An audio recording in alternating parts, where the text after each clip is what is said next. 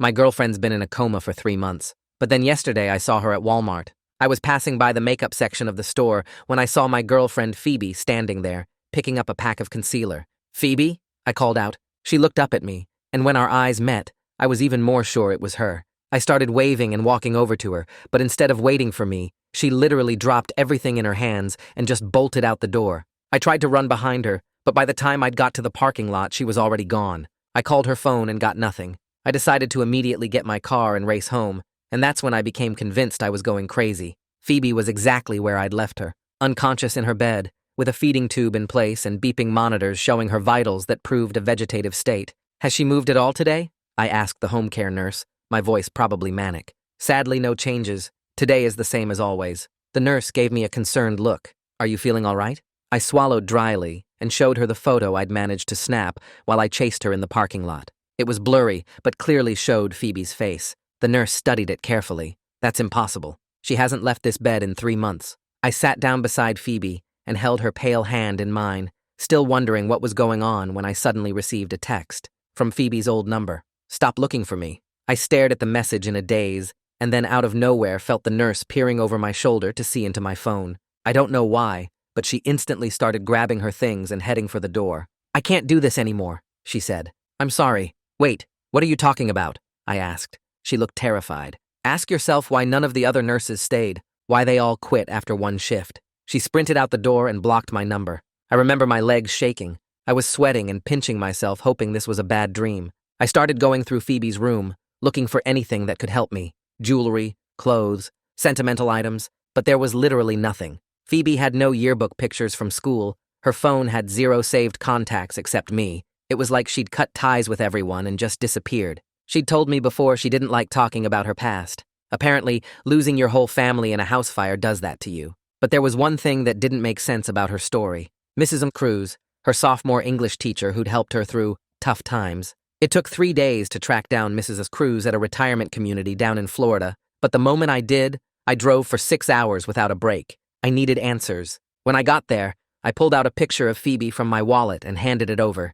Mrs. Cruz held it gently and smiled at me. "Oh yes, I remember this girl clearly. She was my best student, so sweet, despite everything that happened to her." "What do you mean?" I furrowed my brows cautiously. Mrs. Cruz stood up and pulled out an old yearbook from her bookshelf. She flipped to a page, pointing to a picture of 2 girls who looked exactly the same. Penny and Phoebe. "Identical twins," Mrs. Cruz said. "You could never tell them apart until you talked to them." Penny was gentle and loved poetry, and Phoebe was different. Her face grew dark. How different? I tried keeping my voice steady. "You see, Phoebe was institutionalized when she was 14, for trying to burn down their house with the whole family inside." My stomach dropped as I thought about Phoebe's house fire story. If she had lied about that, what else could she be lying about?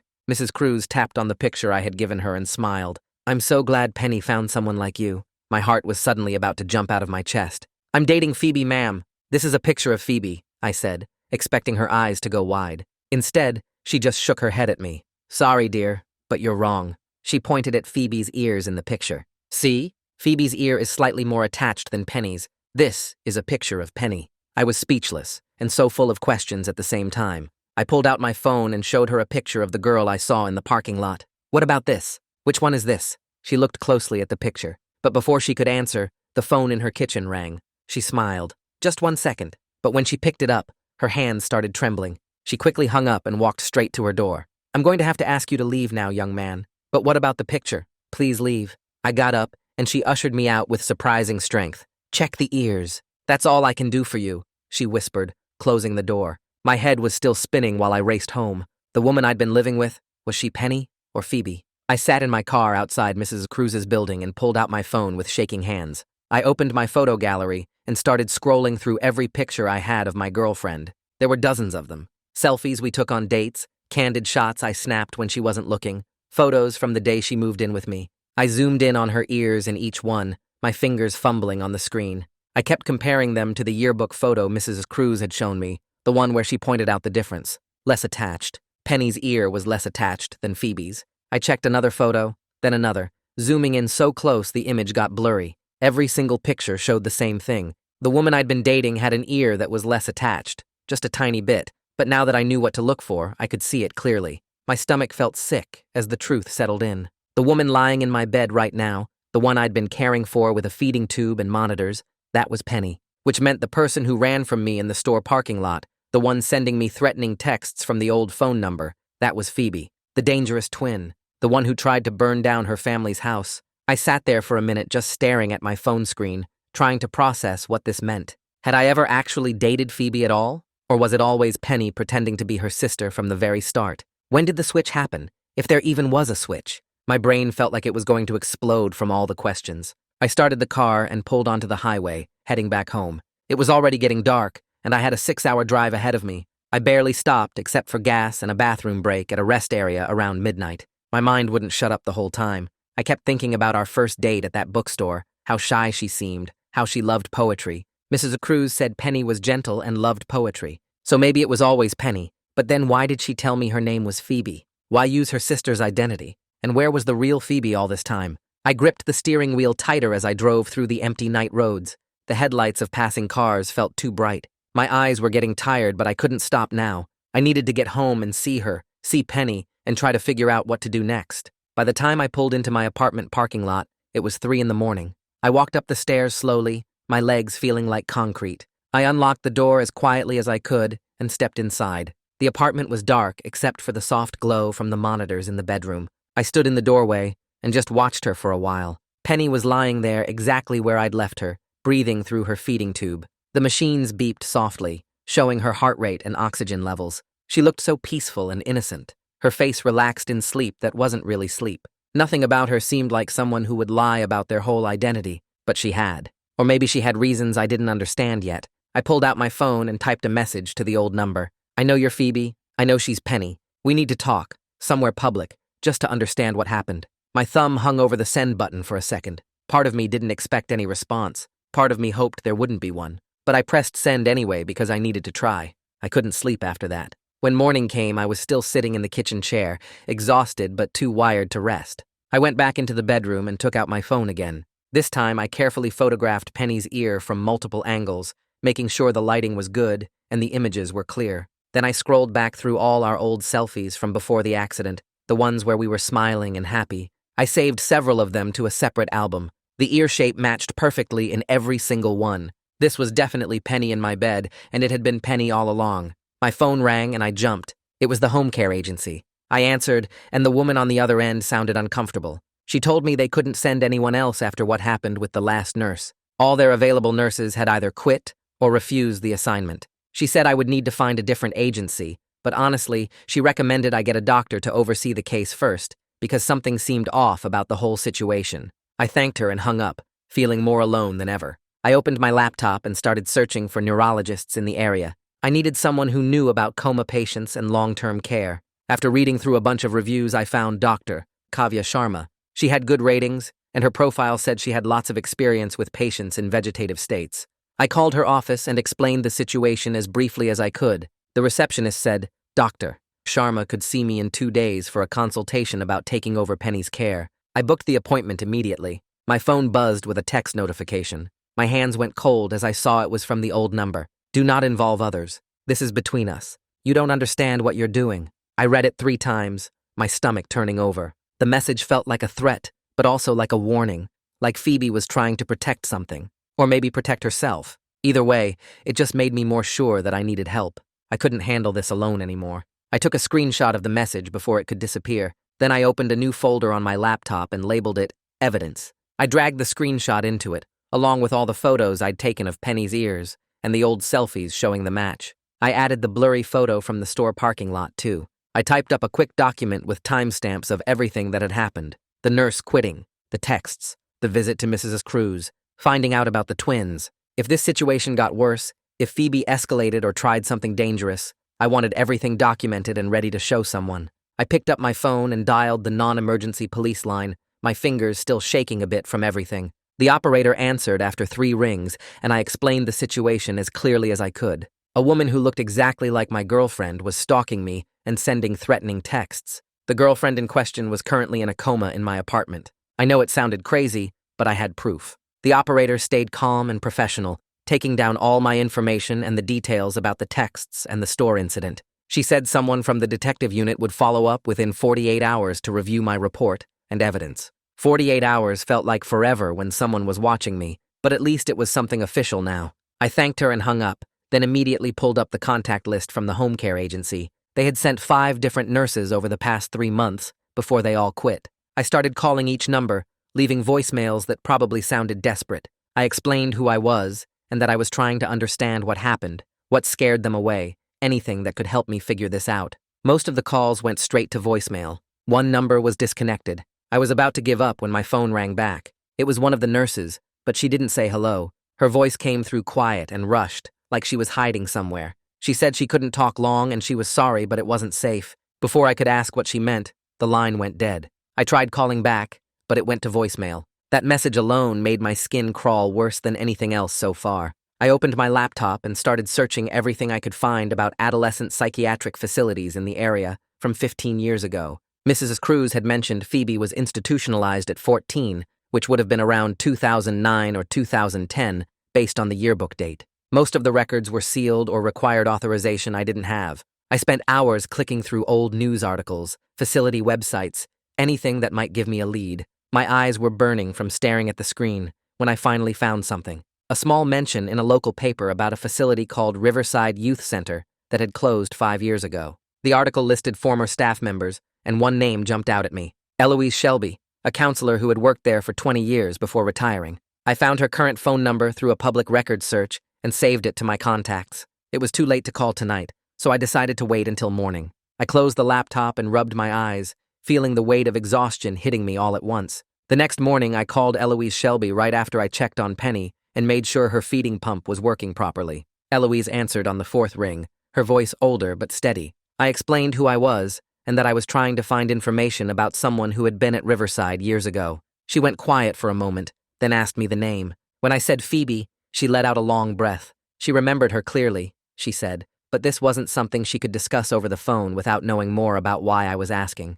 I told her the whole story as briefly as I could. The twins, the confusion, the stalking, everything. Eloise listened without interrupting, and when I finished, she said she needed to check some things before she could talk to me properly. She would call me back in 2 days after she looked through her old notes and made sure she wasn't breaking any laws by sharing information. 2 days felt like another eternity, but her tone made it clear this was the best I was going to get. I agreed, and she hung up, leaving me with more questions than answers. That evening, I was sitting at the kitchen table trying to eat something when my phone buzzed with a notification. It was a message from the old number, but this time, it had a photo attachment. My stomach dropped as I opened it. The image showed my apartment building taken from across the street. I could see my living room window on the 3rd floor, the blinds partially open, the lamp I had left on visible inside. Someone had been standing right there watching my home, close enough to take a clear photo. The message had no words, just the picture. I jumped up from the table and ran to the living room window, yanking the blinds shut so hard I nearly pulled the whole thing off the wall.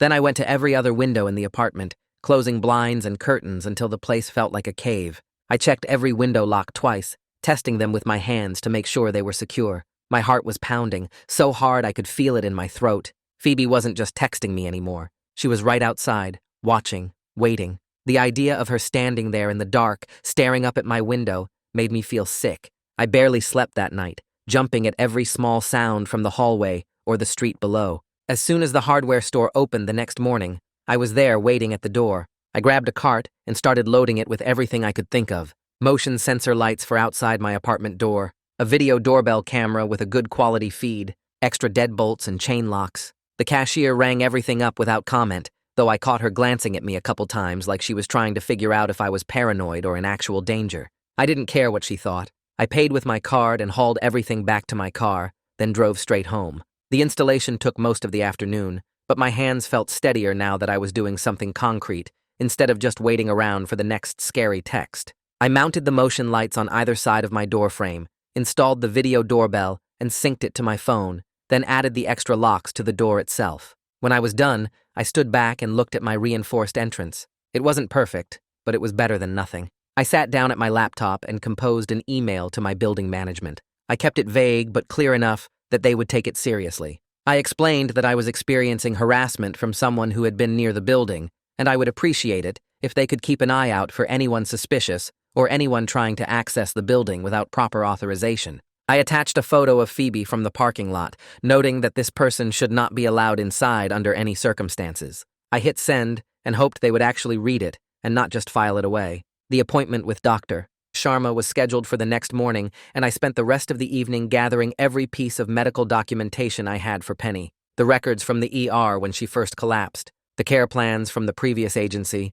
notes from the nurses who had briefly worked with her. I put everything in a folder and set it by the door so I wouldn't forget it. Dr. Sharma's office was in a medical building near the hospital, and I arrived 10 minutes early with my folder of records. The receptionist checked me in, and I sat in the waiting room trying not to bounce my leg too much. When they called my name, I followed a nurse back to an exam room where Dr. Sharma was waiting. She was probably in her 50s with kind eyes and a calm manner that immediately put me at ease. I handed over all the records and explained the situation while she reviewed them. She asked questions about Penny's current care routine, her feeding schedule, her vital signs, how long she had been in this state. Then she asked if she could examine Penny directly, and I realized I should have arranged for her to come to the apartment instead. Dr. Sharma said that was fine, and we scheduled a home visit for that afternoon. She wanted to see Penny in her current environment and assess her condition properly before making any recommendations. When Dr. Sharma arrived at my apartment that afternoon, she spent almost an hour examining Penny thoroughly.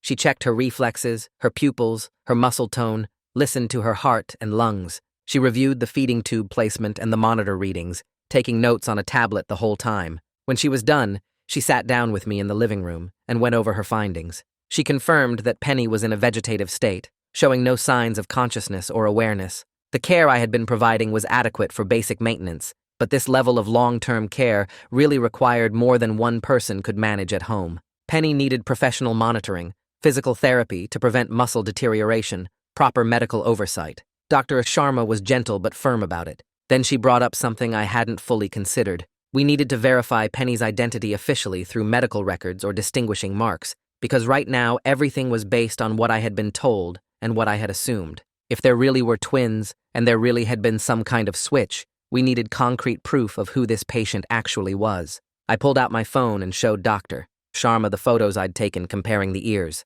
She studied them carefully and nodded. She asked if there were any scars or other marks that might help identify which twin this was, since identical twins share the same DNA and standard tests wouldn't work. I tried to remember everything Mrs. Cruz had mentioned about the twins. Then it hit me. Mrs. Cruz had said something about Penny having surgery when she was younger, an appendectomy. Dr. Sharma's eyes lit up, and she immediately asked if she could check. We went back to the bedroom where Penny lay motionless. Dr. Sharma gently lifted the hospital gown and examined Penny's lower right side. There it was, a small, faded surgical scar about 2 inches long on her abdomen. Dr. Sharma took several photos with her medical tablet and made detailed notes about the location and appearance of the scar. She explained this was strong evidence for confirming identity, though getting dental records or other medical history would help make it official. She agreed to take over as Penny's supervising physician and said she'd start the paperwork that afternoon.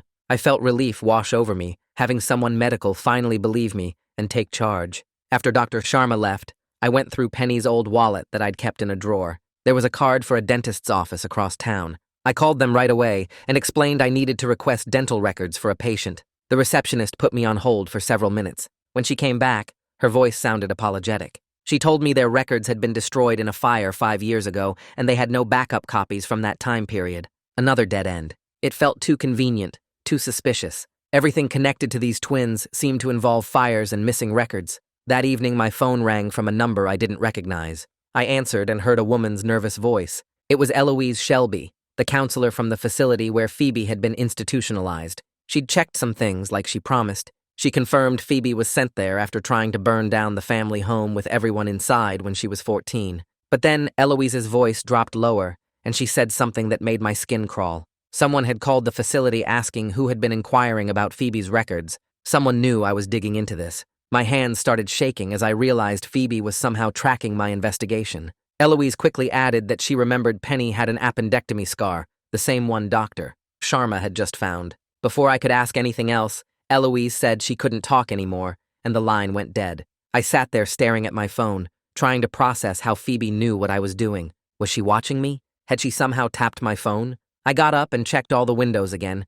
making sure the curtains were closed tight. I spent the next hour organizing everything into my evidence folder on my laptop. Photos of the ears, screenshots of the threatening texts, Dr. Sharma's documentation of the scar, notes from my conversation with Mrs. Cruz, timeline of events. I was adding Eloise's information when my phone buzzed with a new text from that old number. The message made my blood run cold. It said I could think scars made me safe, but I should leave this alone. Phoebe was clearly monitoring everything I did, every step I took to figure this out. She knew about the scar discovery somehow. I immediately forwarded the new text along with everything else to the police report number they'd given me. This time, I got an actual response. A detective named Clyde Nolan called me back within an hour. His voice sounded professional and interested, not dismissive like the first operator. He said he'd reviewed what I sent and wanted to come by in the morning to go over everything in person. I agreed and gave him my address. Detective Nolan showed up at 9 the next morning carrying a notepad and wearing plain clothes. I let him in and spread everything out on my kitchen table. The photos comparing the ears, printouts of all the texts with timestamps, the parking lot photo from the store, Dr. Sharma's medical documentation, my timeline of events, the doorbell camera footage. Detective Nolan spent almost an hour going through it all, asking questions and taking notes. He told me he'd seen cases like this before, twins with complicated histories where one becomes obsessed with the other. He took my statement seriously and said the threatening messages combined with the photo of my building were concerning. He explained that stalking and harassment were actual crimes we could pursue, but we needed more evidence to get a restraining order approved. The texts alone might not be enough since they came from an unregistered number. He suggested I document every single contact from now on. He also said I should consider a safety plan in case Phoebe escalated her behavior. That meant having a bag packed, knowing my exits, maybe staying somewhere else for a few nights. He gave me his direct number and told me to call immediately if anything else happened. After he left, I felt both relieved that someone official was taking this seriously and more scared knowing it was bad enough to need a safety plan. I knocked on my neighbor's door around 10 that night. Chloe answered in her scrubs, probably just getting home from her shift at the hospital. I explained the whole situation as quickly as I could. The twins, the stalking, the texts, everything. She listened without interrupting, and when I asked if she'd be willing to act as a witness if anything happened, she agreed right away. She gave me her number and told me to call any time, day or night, if I saw anything weird or felt unsafe. Having someone nearby who knew what was going on made me feel a little less alone in this mess. The next morning, Detective Nolan called with an idea. He suggested I try to set up a meeting with Phoebe somewhere very public with lots of people around. If she showed up and made any threats or acted unstable, we'd have witnesses, and it might be enough to get a restraining order approved. It felt risky, but I was tired of hiding and waiting for her next move. I opened my phone and pulled up that old number, the one that kept sending me threats. My fingers shook a little as I typed out the message. I told her I'd meet her at the coffee shop on Main Street tomorrow at 11 in the morning, just to talk. No police involved. That last part was a lie, but I needed her to actually show up. The response came back within 2 minutes. It just said I had to come alone, and that she'd know if I brought anyone with me. I screenshot the message and immediately called Nolan to tell him. We worked out a plan where he'd park in an unmarked car across the street with a clear view of the coffee shop windows. Chloe agreed to sit inside with a book, so there'd be a witness right there if anything went wrong. I barely slept that night. I kept playing out different versions of the conversation in my head, trying to figure out what I'd even say to someone who might have been pretending to be her own sister for months or years. What do you ask someone like that? How do you even start that kind of conversation? Every time I closed my eyes, I saw Phoebe's face in that parking lot, the way she'd looked at me before running. I must have checked my phone 50 times hoping for another message that might give me some clue about what she wanted. Morning finally came, and I got to the coffee shop 15 minutes early. My heart was beating, so hard I could feel it in my throat. Chloe was already there sitting by the window with a thick paperback, and when I glanced across the street, I could see Nolan's car parked with a view of the entrance.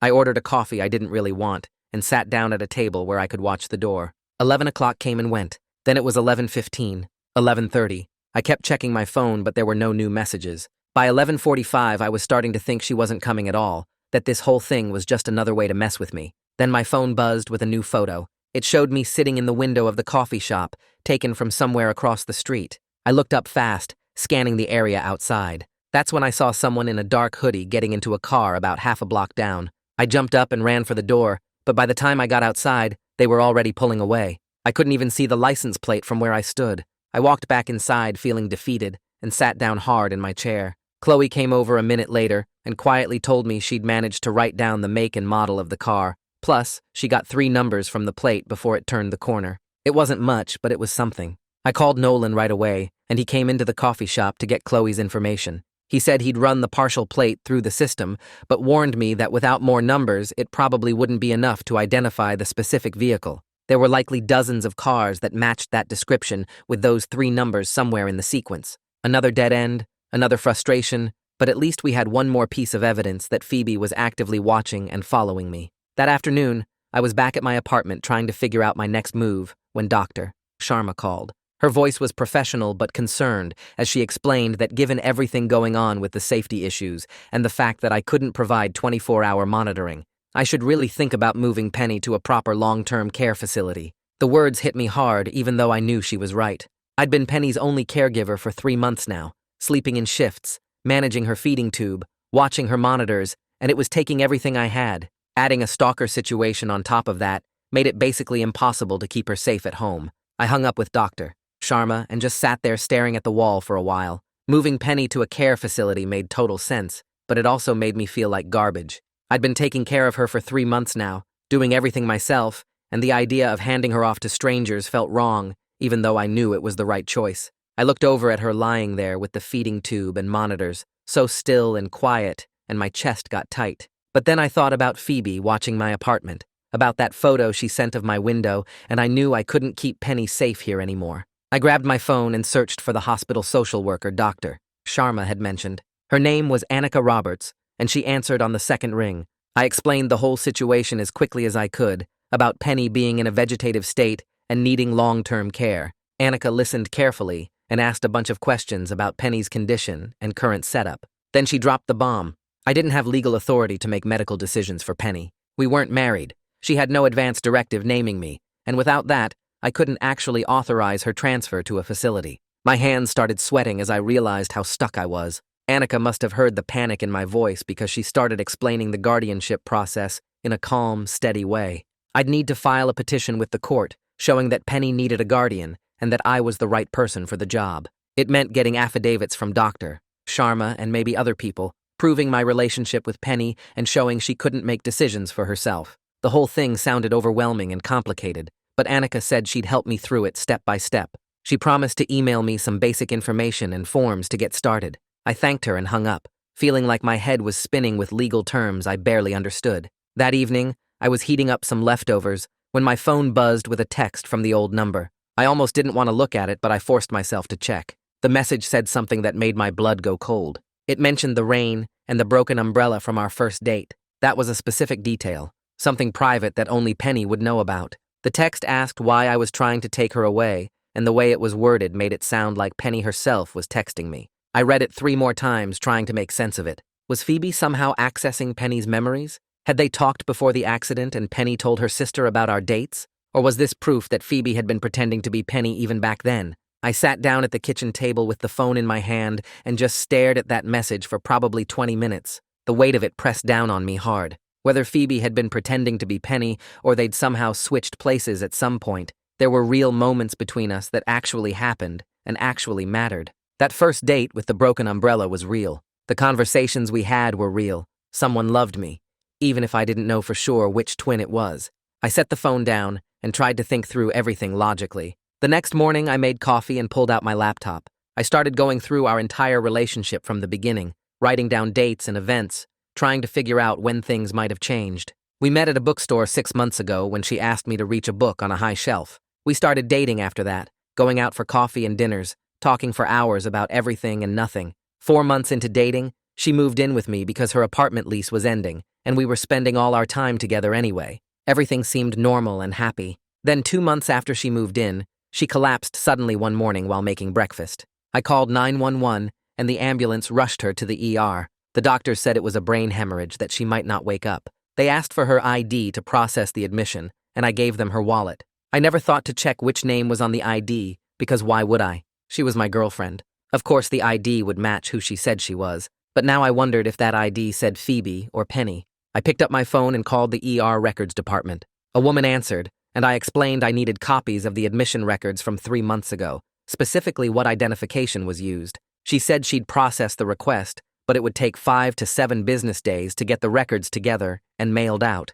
I thanked her and hung up, frustrated by how slow everything moved, but knowing there was nothing I could do to speed it up. Later that afternoon, Annika emailed me the guardianship petition forms, along with detailed instructions. I printed everything out and started reading through the legal language that made my eyes glaze over. The forms asked for affidavits from Dr. Sharma, confirming Penny's condition, and from other people who could verify my relationship with her and my ability to be a guardian. I'd need to prove I was suitable, and that Penny needed someone to make decisions for her. I sat at the kitchen table filling out forms, writing down dates and details about Penny's care, when my phone buzzed with an alert from the new doorbell camera. I pulled up the app and watched the live feed. Someone in dark clothes was walking up to my door. My heart started pounding as I jumped up and ran to look through the peephole. But by the time I got there, whoever it was had already left. I opened the door carefully and looked around the hallway. Empty. I checked the camera footage again and watched the person approach the door, reach towards something near the frame,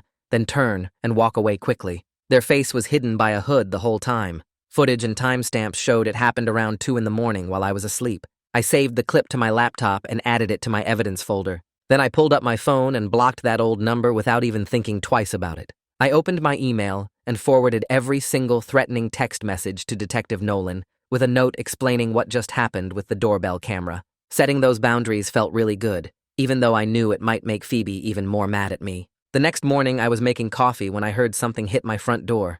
I ran over and found a big yellow envelope from the hospital records department sitting on my doormat. My hands were shaking, so bad I could barely tear it open. Inside were copies of all the admission papers from 3 months ago, when my girlfriend collapsed. I flipped through the pages fast, looking for the ID information section. Right there on the patient intake form, it listed the name as Phoebe, but in the notes section, someone wrote that no government ID was shown, just verbal identification given by the patient. So whoever was brought into that ER told them her name was Phoebe, but never actually proved it with a driver's license or anything official. That meant either Penny was pretending to be Phoebe when she got admitted, or maybe Phoebe brought Penny in and gave her own name to the hospital staff. Either way, the whole identity mix-up started right there in the emergency room, and nobody caught it because they looked exactly the same. I sat down at my kitchen table and read through every page twice, taking notes on anything that seemed important. Later that afternoon, Dr. Sharma called and said she finished writing up the medical statement for my guardianship petition. She noted the scar from Penny's surgery and wrote her professional opinion that the patient in my care was most likely Penny, based on all the evidence we had. I drove over to her office to pick up the signed papers, and she put everything in a sealed envelope for the court. On my way home, I stopped at Chloe's apartment and asked if she could write down what she saw with all the stalking stuff. She sat at her computer right then and typed up a 2-page statement about the doorbell footage she helped me review and the weird feeling she got when she saw someone watching my building. I thanked her about 10 times and promised to buy her dinner once this was all over. Back at my apartment, I spread everything out on my table and started putting together my petition packet. I included Dr. Sharma's medical papers, Chloe's witness statement, printed copies of all the doorbell camera footage, and the report numbers from every time I talked to Detective Nolan. The stack of papers was really thick by the time I finished organizing it all. I drove to the courthouse the next morning and filed my emergency guardianship petition with the clerk. She looked through all my evidence and seemed pretty surprised by how much documentation I had. She told me the judge would review it within a few days, and I should expect a call about the hearing date. 3 days later, the courthouse called and said they scheduled a quick hearing for exactly 1 week away because of the safety concerns I mentioned in my petition. The clerk explained that I needed to be ready to answer questions from the judge about why I should be Penny's guardian and how I would take care of her. I spent that whole week practicing what I would say, writing down answers to questions I thought the judge might ask, and going over my evidence pile about 50 times to make sure I knew every detail. 2 days before the hearing was supposed to happen, my phone buzzed with a text from a number I didn't recognize. The message said she would meet me one time with no police, or she would disappear forever, and I deserved to understand what really happened. I knew right away it was Phoebe, because nobody else would write something like that. My first thought was to ignore it, but then I realized this might be my only chance to hear her side of things and maybe figure out the truth. I called Detective Nolan right away and read him the text. He was quiet for a minute, and then said, I could meet her, but only in a very public place during the daytime with Chloe somewhere nearby where Phoebe couldn't see her. Nolan said he would park in the area too, but stay out of sight, so Phoebe wouldn't know he was there. We picked a big park in the middle of town that always had lots of people walking around, especially at lunchtime. I texted back the location and said noon tomorrow, and Phoebe replied with just one word, which was okay. I barely slept that night thinking about what I would say to her and what she might tell me. The next morning, I got to the park about 20 minutes early and found a picnic table near the main path where everyone could see us. I spotted Chloe sitting on a bench about 50 yards away with a book in her hands, pretending to read, but really keeping an eye on everything. My heart was beating, so fast I thought it might jump out of my chest while I waited. Right at noon exactly, I saw someone walking toward me across the grass. She sat down on the other side of the picnic table and looked right at me. I leaned forward a little bit to get a better look at her ear, and there it was, slightly more attached to her head than Penny's ear in all those photos, exactly like Mrs. Cruz had told me to check for. This was definitely Phoebe sitting across from me, not Penny. She started talking before I could say anything, her words coming out fast and broken like she'd been holding them in for years. She told me about the fire when they were kids, how their older brother actually started it, but she got blamed because she was already the problem child. The institution took her at 14 and kept her there until she was 18, and the whole time Penny visited and felt guilty about everything. When Phoebe got out, she had nothing, no records, no credit, nothing, because Penny had been using her name to get into college and build a normal life while Phoebe was locked up. She said Penny felt so bad that she let Phoebe use her identity sometimes, like they were sharing it, but then Penny got serious with me, and Phoebe felt pushed out of her own life. When Penny collapsed with the brain thing, Phoebe saw it as a chance to finally be herself again, but she was too scared of hospitals and authorities to come forward the right way because institutions messed her up so bad. I listened to all of it while watching her hands and body language for any sign she might try something, but she just sat there crying and explaining. I told her I got that it was complicated and unfair what happened to her, but I couldn't have someone following me and sending threats, and I needed to protect Penny no matter what. She nodded and wiped her eyes and said she would stop everything if I promised Penny would get real professional care and not just be stuck in my apartment. I agreed, and she stood up and walked away across the park. I waited 5 minutes, then called Nolan right away and told him everything that happened. He said the conversation plus all my other evidence was enough to get a no-contact order if she broke her promise, which gave me legal protection going forward. The guardianship hearing happened 2 days later and went smooth because I had so much documentation. The judge looked through all my evidence and medical reports and granted me temporary guardianship just for medical decisions, which was exactly what I needed to arrange proper long-term care. Sharma helped me transfer Penny to a secured facility that specializes in vegetative state patients, where she has professional monitoring all day and I can visit whenever I want. Nolan filed his full report with the prosecutor's office, and they noted that harassment charges could still be filed if Phoebe contacted me again.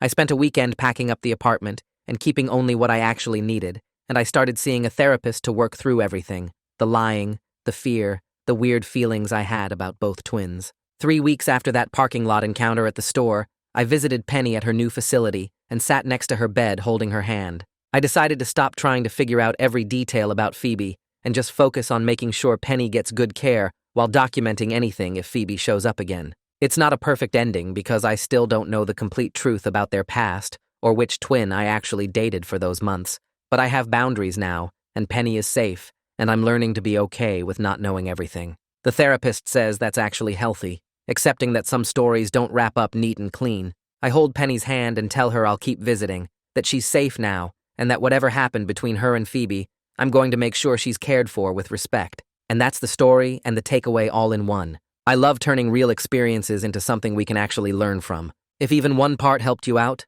that's a win for me. Subscribe so you'll catch the next one when it drops.